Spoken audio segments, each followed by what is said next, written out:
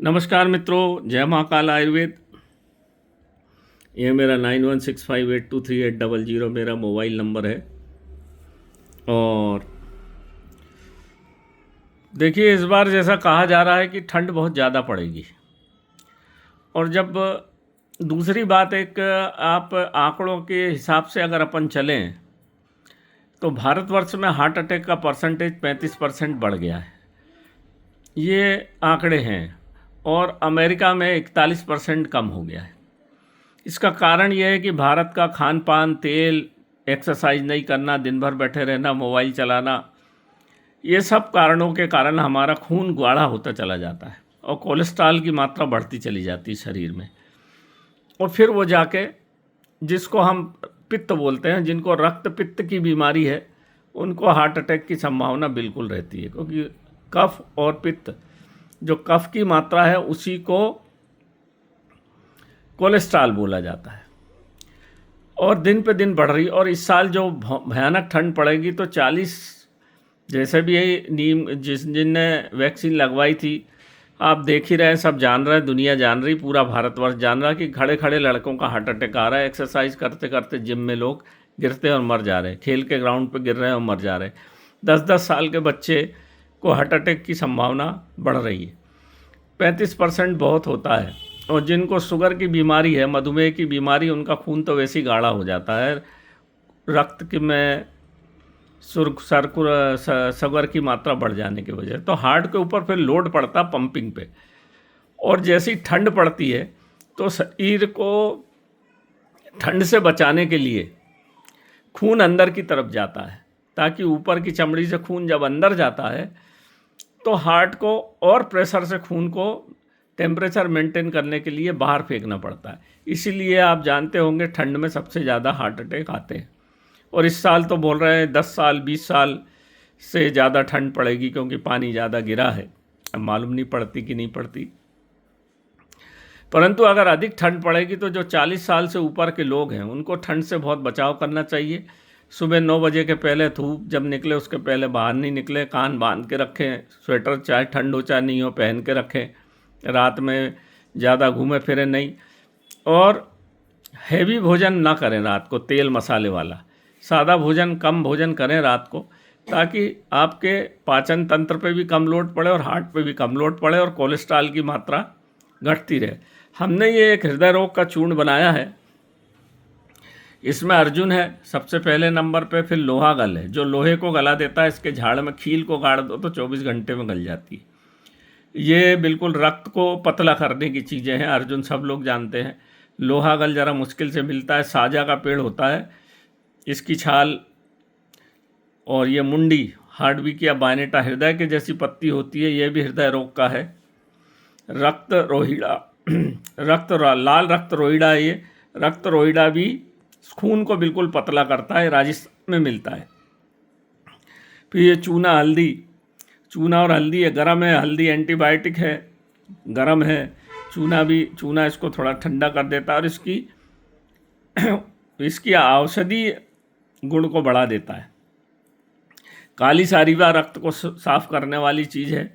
अपामार्ग रक्त को साफ करने वाली और बल देने वाली है हार्ट के वाल्वों को।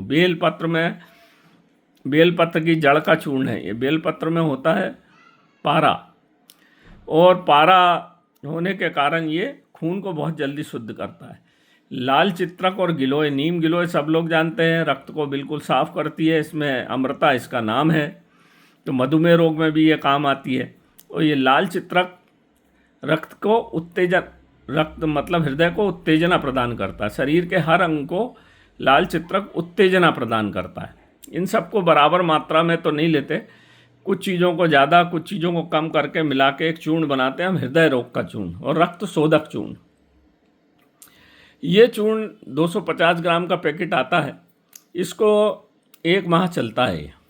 1 चम्मच सुबह कुनकुने पानी से खाना है इसको, और 1 चम्मच शाम को कुनकुने पानी से खाना है। अगर आपको मधुमेह नहीं है तो, या आपको रक्त की मात्रा, रक्त आपका साफ है तो, और 40 साल से ऊपर अगर आपकी उम्र है, 50 साल की उम्र है और आपको हृदय की समस्या है तो 2 चम्मच रात को खा लीजिए। क्योंकि रात में आप सो जाते हैं, खून आपका धीरे चलता है, इसलिए रात में 2 चम्मच और सुबह 1 चम्मच खा लें। तो आपका 2 महीने अगर खा लिया आपने नवंबर दिसंबर, तो आपका पूरा बिल्कुल खून बच्चे के जैसा साफ़ हो जाएगा, खून की मात्रा बढ़ जाएगी। और जब खून पतला हो जाता है तो ऑक्सीजन की मात्रा बढ़ जाती है शरीर में, क्योंकि आरबीसी मतलब लाल रक्त कणिकाएँ आपकी ऑक्सीजन को ले जाने का काम करती है। तो आपके शरीर में जो ऑक्सीजन की कम मात्रा के कारण शरीर के अंग डैमेज हो रहे हैं, जो आपकी कोशिकाएं मर रही हैं, इस चूर्ण के कारण, एक तो इसमें नीम गिलोय है, बेल है, हमारी सब रासायनिक औषधियाँ इनको बोला जाता है, रसायन में काम आने वाली औषधियाँ ये।